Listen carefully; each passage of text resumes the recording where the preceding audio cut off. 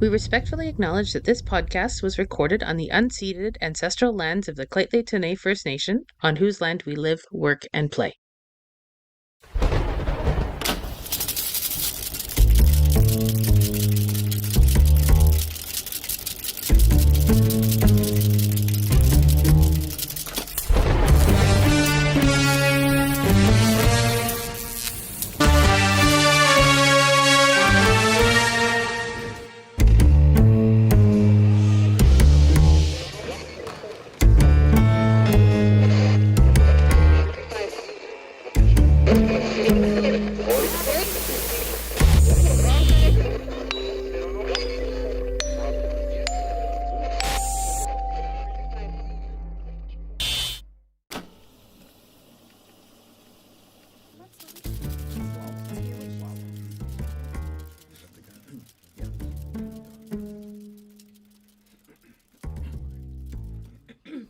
Hello, welcome to Confessions of a Nerdy Girl, the podcast here where we talk about all things nerdy.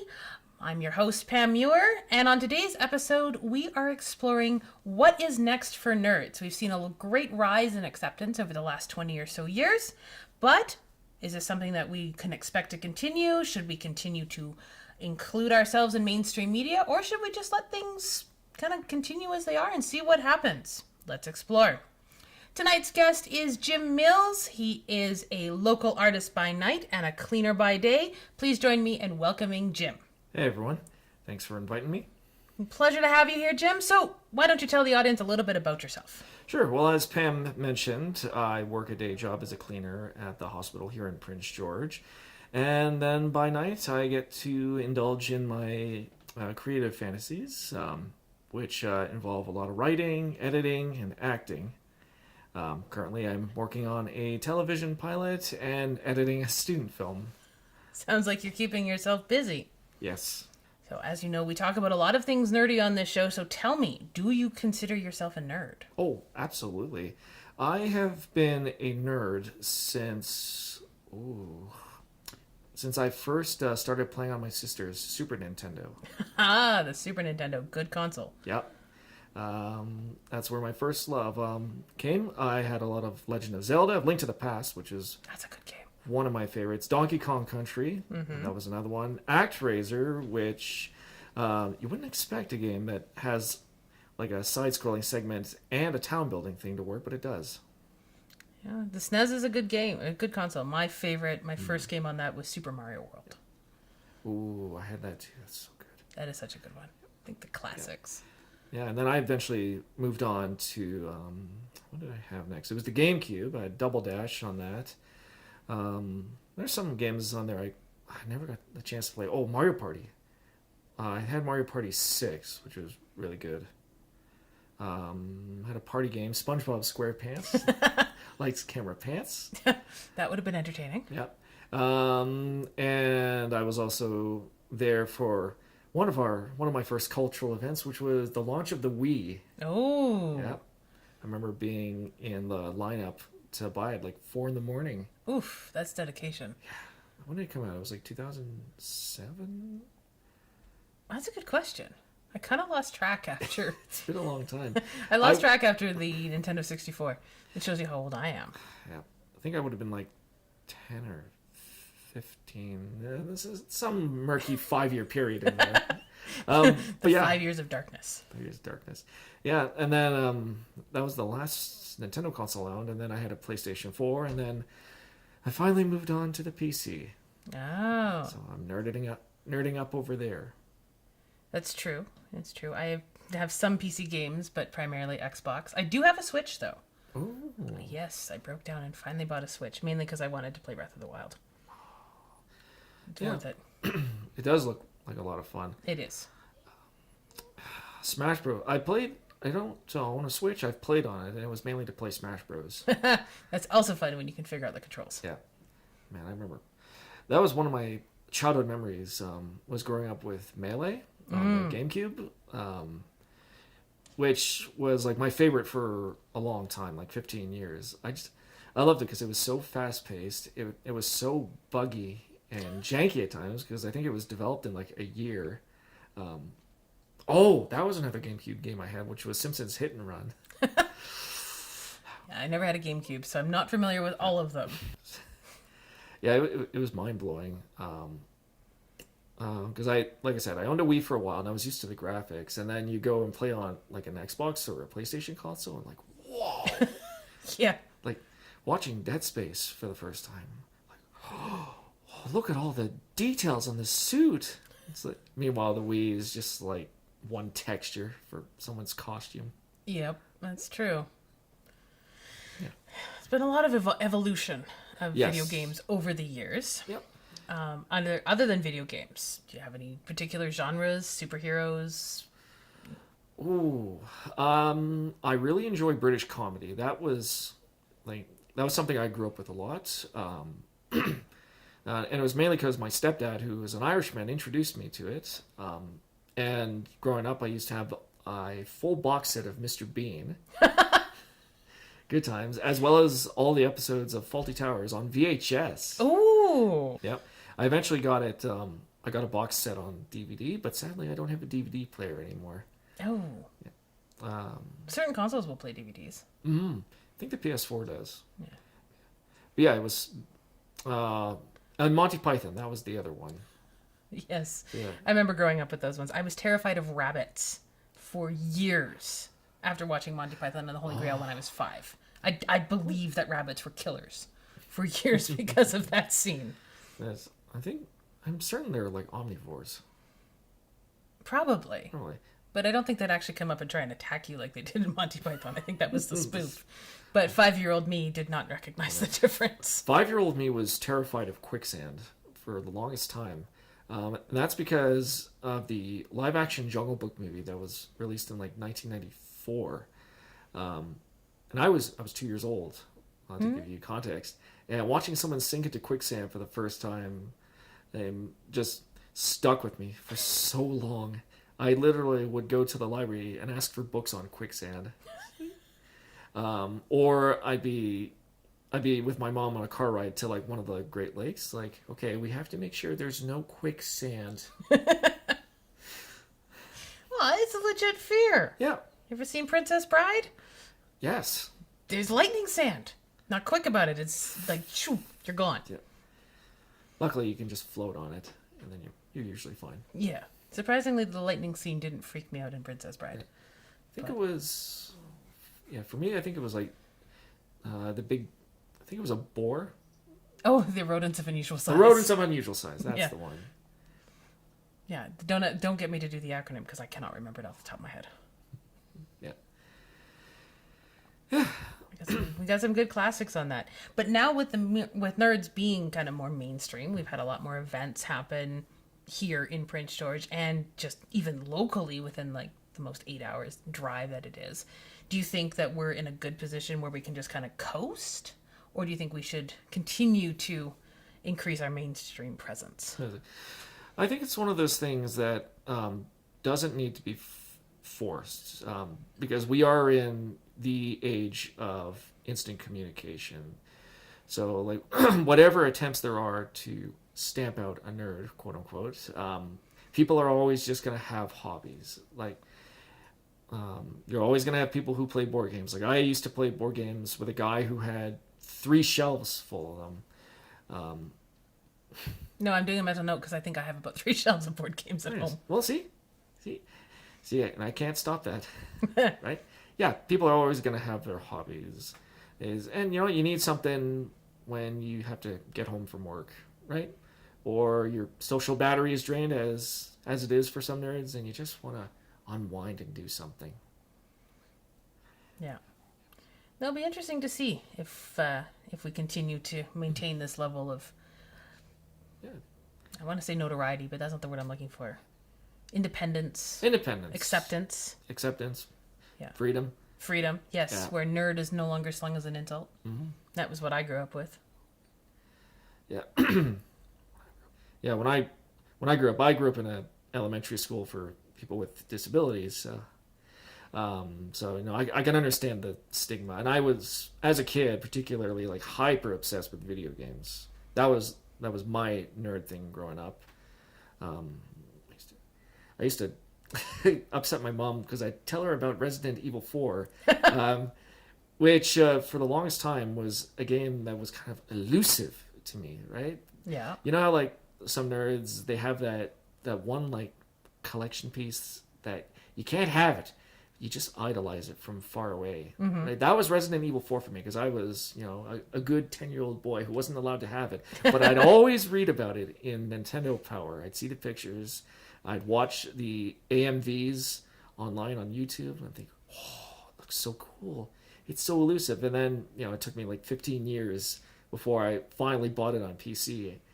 And it was everything I ever wanted. Oh, good. So you weren't disappointed by that? Because No. sometimes with that idolization, you finally get it and you're just like, oh. Now, I played a couple Resident Evil. That was one of my favorite franchises growing up. A lot of Capcom games. Capcom's been around for a while. They have.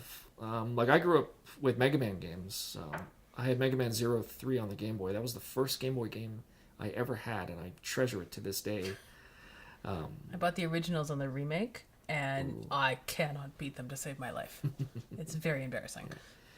Yeah, I grew up with those platformers. It's probably why I'm really good at platformers now. Oh, I'm decent with platformers, but that particular one, no.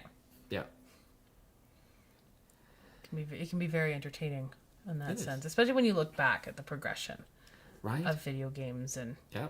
back. I mean, I'm a bit older than you, so back when I was growing up, I mean, a lot of people had Super Nintendo, a lot of people had Nintendo, but we didn't talk about it as much as we do now. No. There wasn't oh yeah, I spent the weekend playing Legend of Zelda.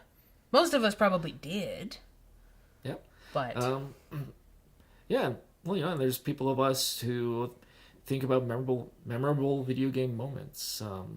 Like Red Dead Redemption 2, BioShock, that was quoted for a long time, the "Would you kindly" scene.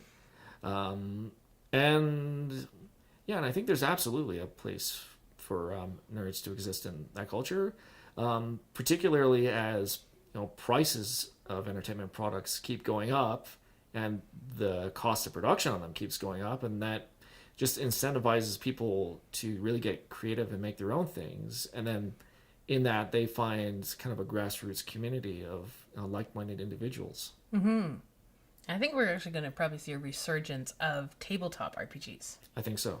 Just because of, like you said, the price of everything. I mean, you look at some of the games that I've played and I've spent money on, and I go, ooh, I spent a lot of money on that game. Oh yeah, I think there are games that I've bought on launch day, and I think they'd be like $120 now, and I bought them for like $80, and even that's, you need to knock it out of the park. Like I bought Cyberpunk 2077 on launch, and anyone who knows about the game on launch knows how much of a technical disaster it was. But that also seems to be a trend nowadays too. Yeah. Where they'll release games with a lot of bugs, game-breaking glitches. Apparently that's difficult to say. And people will still buy them. Yep. Or at the very least, watch them on YouTube. Because there is entertainment to be found in a dumpster fire. This is true. Though I have never subscribed to watching video games on YouTube. I'd rather play them. Though I have watched YouTube for cheats. Not so much cheats, but I'm really stuck on this level. How do I get through it? Yeah.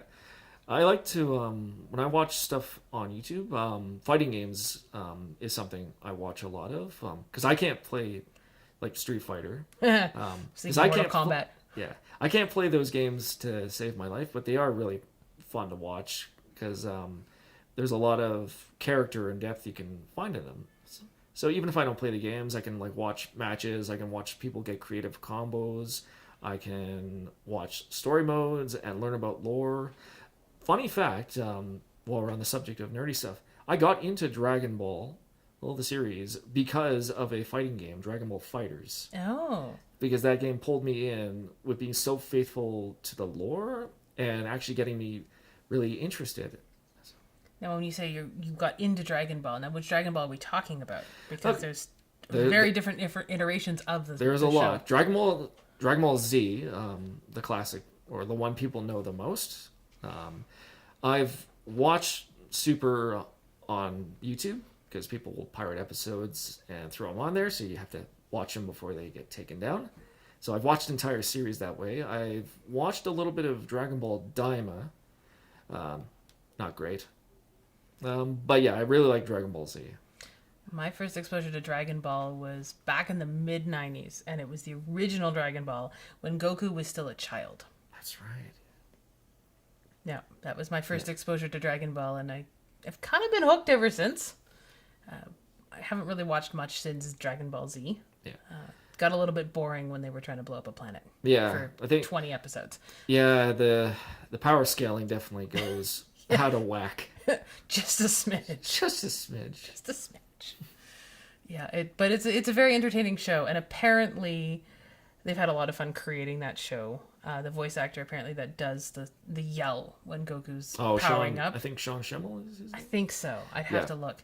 Apparently he did that one of those takes in one breath and actually passed out in the recording booth. I believe it. I think he used to be, if I remember right, like an opera singer before he did the series. That would explain the breath control. Yes. Yeah, I've seen behind the scenes of him like yelling in the booth, like dubbing over fight scenes, and it is a spectacle to watch. Yeah. But with nerdiness, and I mean we've got so many, like, nerds used to be there. We used to be our own subculture. Yeah. And there was just like a little group of us. And now it seems like we have subculture upon subculture upon subculture on that. And what do you think of that? Do you think that we're kind of overexpanding? No, I don't think so. I think there's always like ways to kind of tunnel in. Because like nerd culture is a way for people to just explore their hobbies and be creative.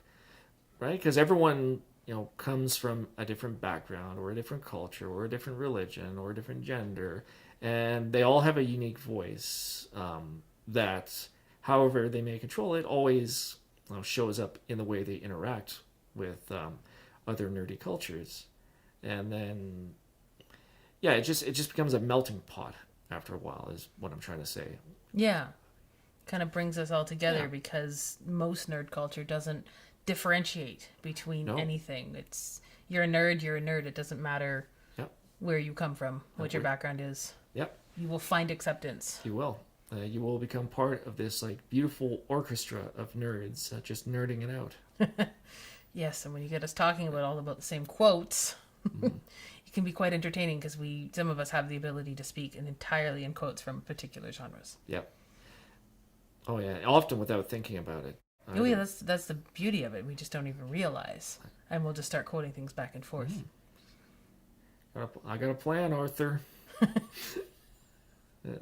Or or Five Nights at Freddy's. Hello, like you say hello, and then you start, and then I'll launch into like the first phone call from the first game. I wanted to take a minute and reach out to you, however it went. I don't remember how it went. Just to help you get settled in on the first night. And then just go on for like 3 minutes. It's been entertaining. It is. To see just how many subcultures, and it seems like we're ever expanding into different things. I mean, we've seen Dungeons and Dragons take a return to mainstream. Yeah. The Mario Brothers got a movie. There was originally a movie back in 1993 that was absolutely horrible according to the reviews. Well, they were wrong. Yeah. But now this one that came out, that was a good one. Yeah, that was. A lot of people weren't too keen on Chris Pratt, but he kind of disappeared for me after a while because I was just enjoying what I was watching. Who was it that played Luigi? I'd have to look. I don't remember off the top of my head. He was great. He was good. Jack Black, when he was being Bowser and not Jack Black, he was great. I think the only... Yeah, his solo when he was trying to serenade Princess Peach was hilarious. That was funny. That was a good one. Yeah. Seth as Donkey Kong. That was right. It was Cranky Kong. I think that was the weak link in that film. Yeah.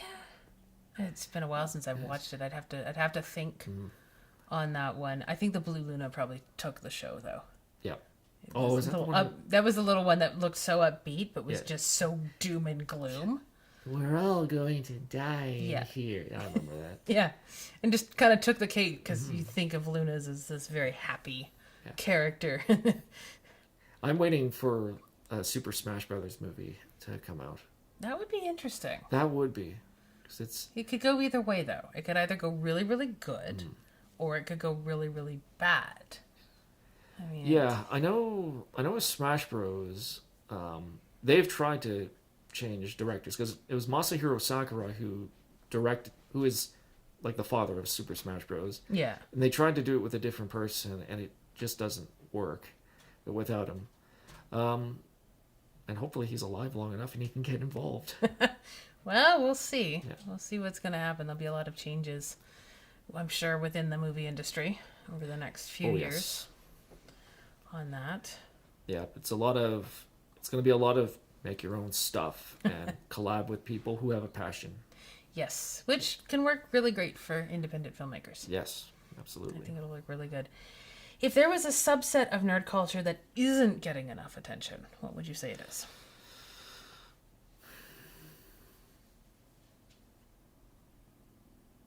Maybe art. Yeah.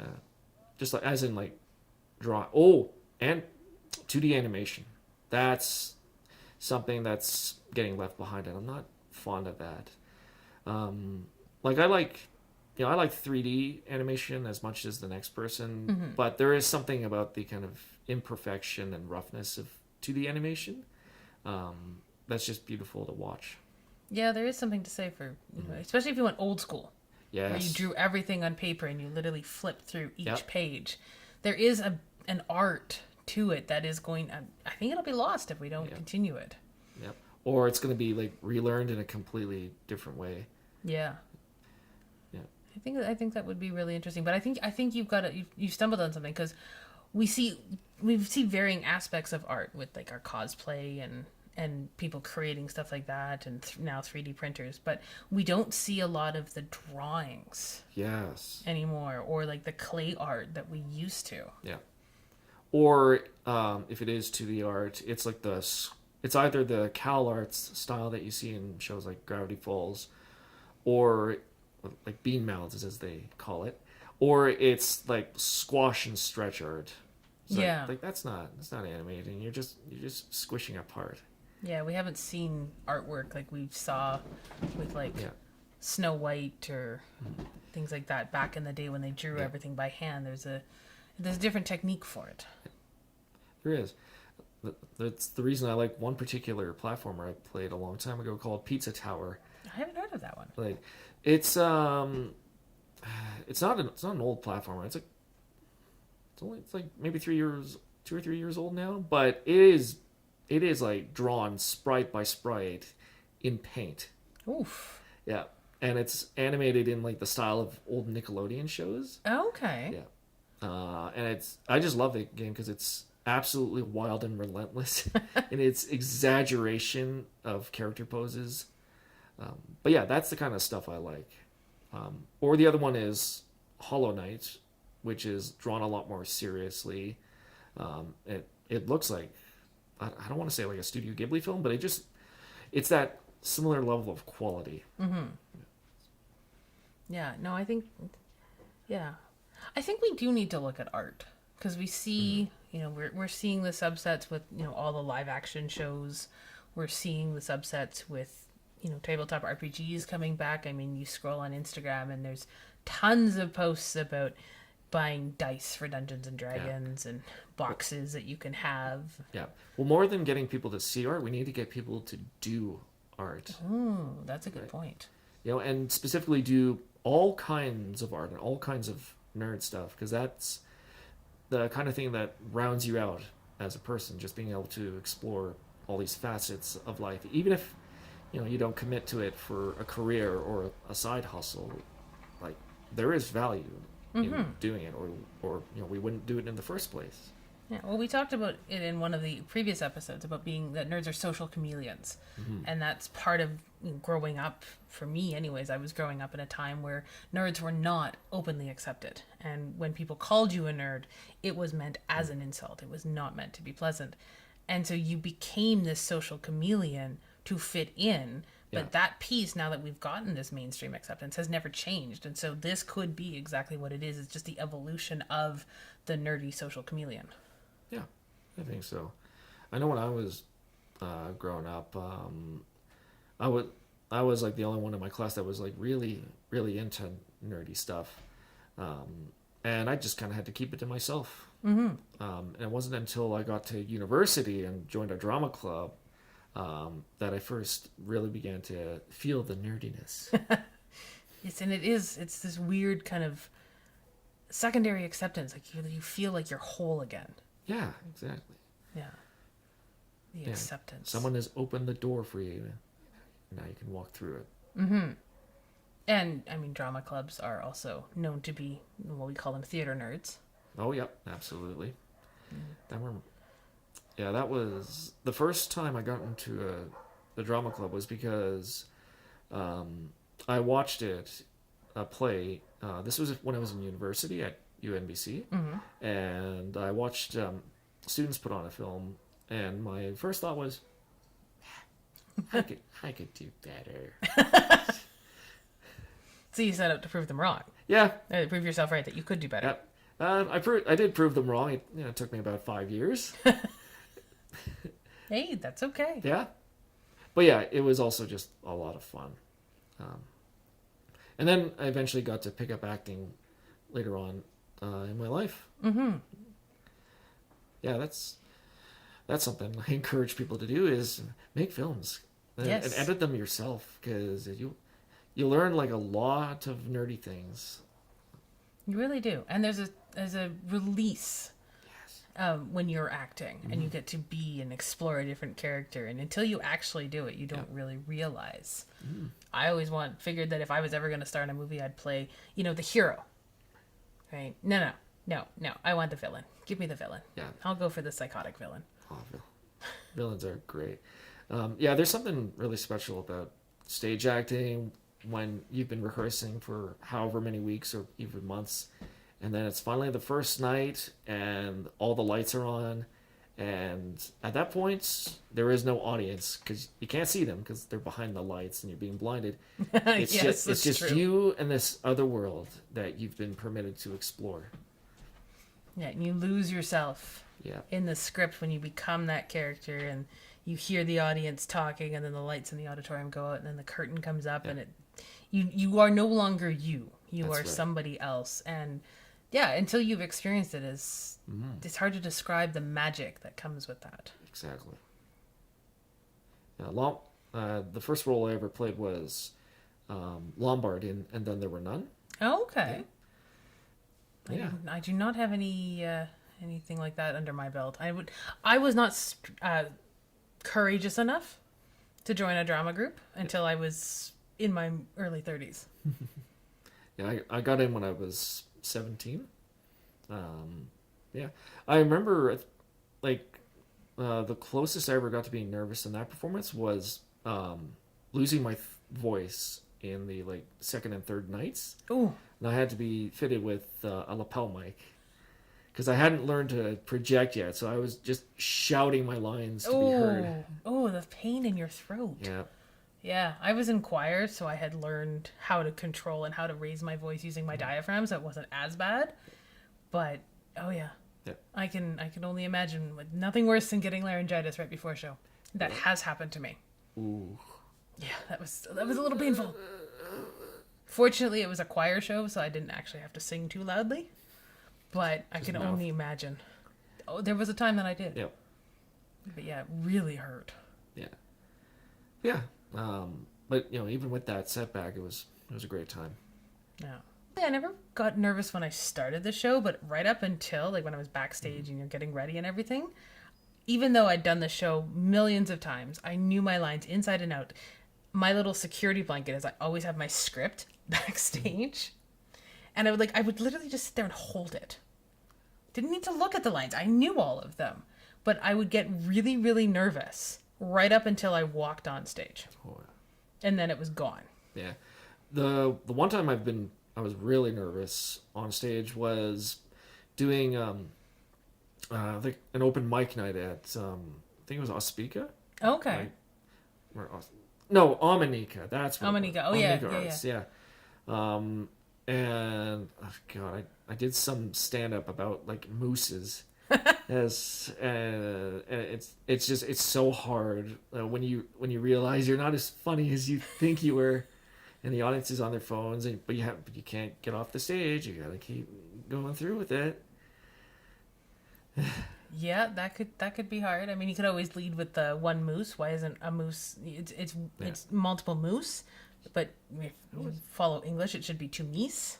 Yep. Oh, I should have done that. You can use it next time. Yeah, I learned an important lesson in just keeping things simple. Yeah. Some of the best things are just very simple. But I get you. I haven't done comedy, but I have done speech competitions.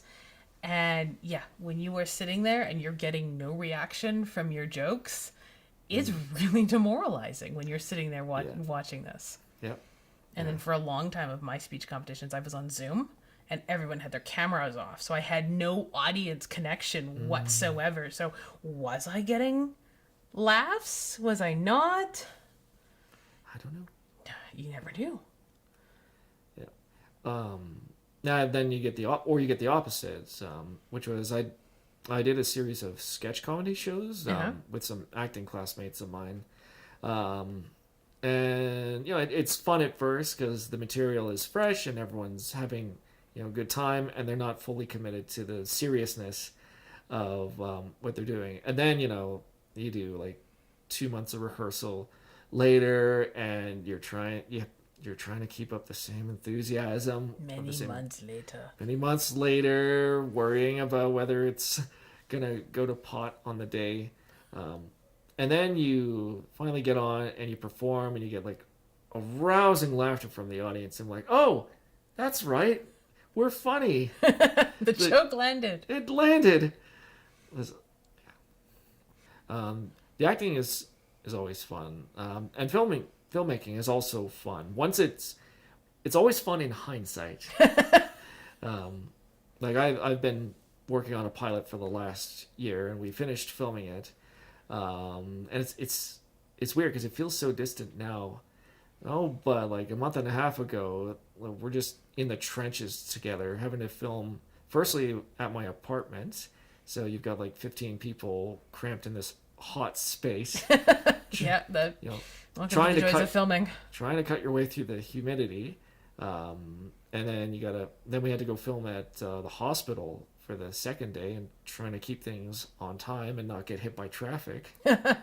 Good luck at the hospital. Yeah. Yeah, I learned an interesting lesson about clearances. You see, the sidewalk is city property, but the physician walkway is hospital property, and there's a difference. Because one of those requires you to set up an alternate pedestrian walkthrough so that you don't block the ambulance bay. Yes, the ambulance, the paramedics tend to get a little annoyed when their bay is blocked. Yeah, just a bit. Oh, yeah. Well, the people in their vans can wait a bit. Yeah. But yeah, I remember just how stressful it was filming all of it. And then, I'm sitting down on my editor. I'm like, we're free. You're free. I'm free. It's all so distant now. And now I got to go home and edit all of this. So we know what you're going to be doing for the next few weeks. Oh, yeah. Nothing but edits. Nothing but edits. So you mentioned drama, that you were doing some drama in university, and now you mentioned a TV pilot. So you've gone from theater acting to filmmaking. Yes. Tell me more about that. Well, the first one I made was an idea I had for God knows how many years, but it was called Urchins, and it was this like 5-minute horror short about someone who gets cannibalized by urchins. I've seen that one. I saw it when you guys debuted them. Yeah, that was a good one. I love that one. Yeah, that was inspired by my mother's garden back in Haida, because you live over there and there's a lot of sea life you can decorate a garden with. And one of the things she had was urchins. And I joked to myself, oh, I wonder if we could do something where the urchins like take over a house, like it's the birds, but it's urchins. So I had that. And then later on, the next idea I had was a very short, like 15-second horror thing, which, what did I call it? I think it was just called Game Over. And the premise was it's a video game phenomenon called a QuickTime event, which was very popular in the day. It was something Resident Evil 4 had, which is what got me into it. But yeah, it was just something I explored. And in it, I just get attacked by a zombie while a button prompt happens, and I fail the prompt and I die in a video game. Except I also die in real life. Ooh. That's the horror. And then after that, I made a silent film, which, here's some real nerdiness for you. It combined my love for Darkest Dungeon, which is like a tense roguelike dungeon crawler, and the Red Green Show. That's quite the combo. It is. Specifically the black and white segments, which were called Adventures with Bill. So I had this idea where, okay, I'll just have these two lead characters go on like some kind of dungeon quest, except it's themed around somebody like exploring their backyard, and it's just like a silent set lapstick comedy film. And then, of course, to bring me back to the present, one of the ideas I had was to do a television pilot based on being a cleaner at the hospital. And by this point, I'd been working for about 5 years as a hospital cleaner, and I had a lot of stories to tell. So, Imagine. oh yeah. Yeah, and what had happened was I got a post on Facebook that was shared to me, and it was calling for locally reflective content, and it was a grant program funding things for $25,000.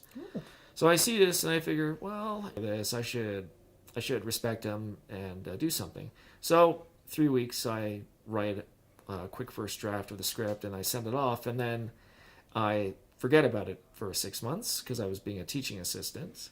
And then right before I go to film out in Ginter's Meadow, and I'm all dressed up in like black armor and I've got a mace and everything. Very fun. I'm still editing that. But anyway, right before I go, I get an email saying, hey, you've been accepted into this program. And the first reaction was just like sheer joy and disbelief. It's like, oh my God. And then comes then you have like that little period of excitement. It's like, okay, wow, I can do this. I can be creative.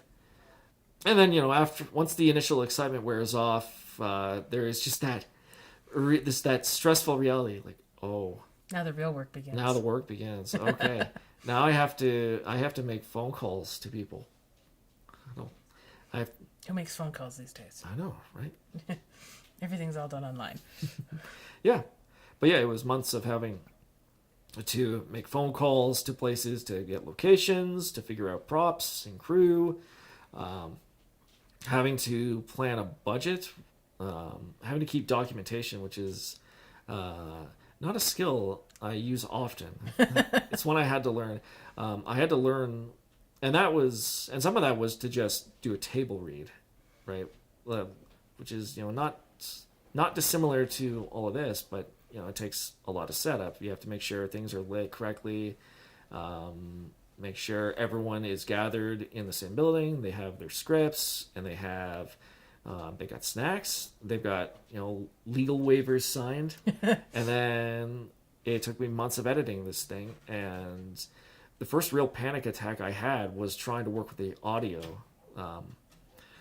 because we were working off like essentially shotgun mics, which are fantastic for capturing things.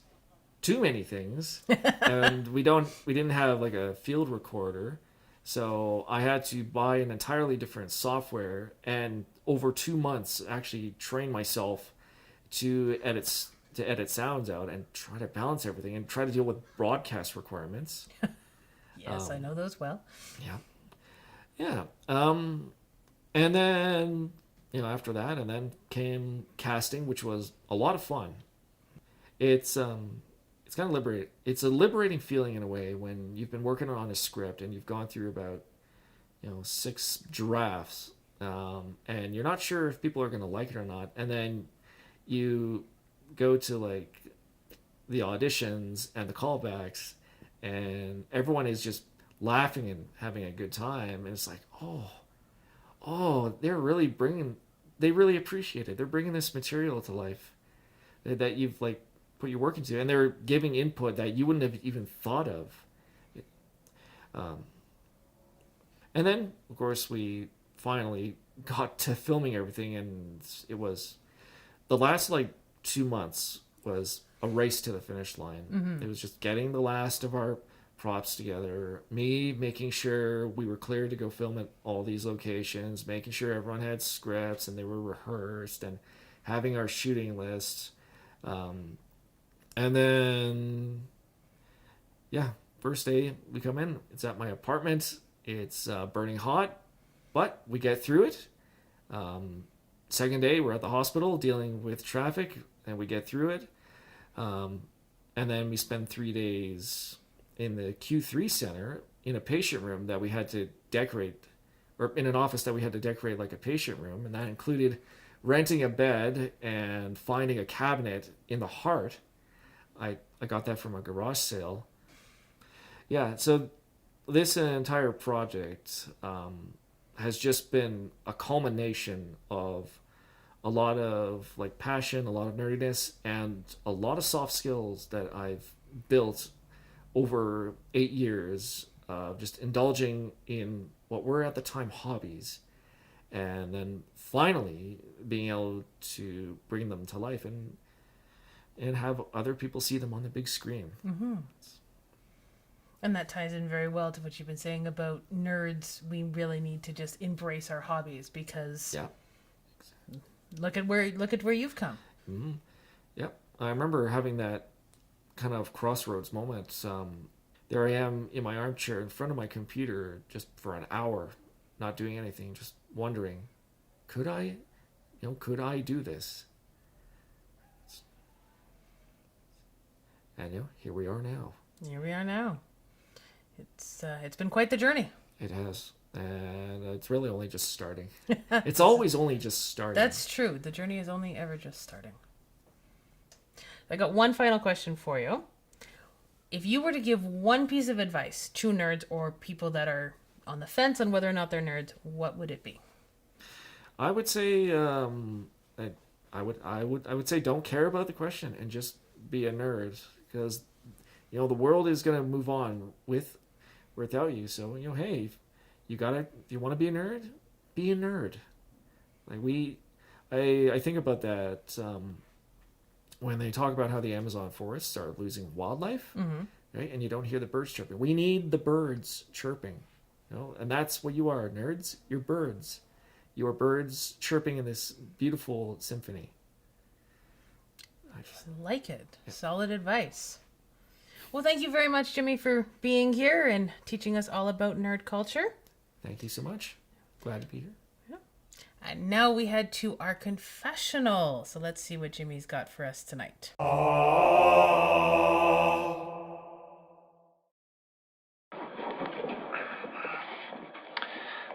So, confession time. When I was a kid, my mom's goal for me was to reach 35 pounds before I hit kindergarten. That's pounds, not kilos. Reason for that is I was a very picky eater. One of the few things I would eat was oatmeal, Kraft dinner, and only if it was made by my nanny, and tuna. Lots and lots of canned tuna. I used to eat that stuff, and now I can't stand tuna anymore. I hate it. I get physically revulsed by the sight of canned tuna. Fortunately, I've not had this problem with chicken strips and spaghetti. Spaghetti is something that I eat a lot of. I probably eat spaghetti at least 2 to 3 times a week. It is probably why I'm so physically powerful, and one day I will conquer the world on my diet of meatballs and pasta. Just you wait.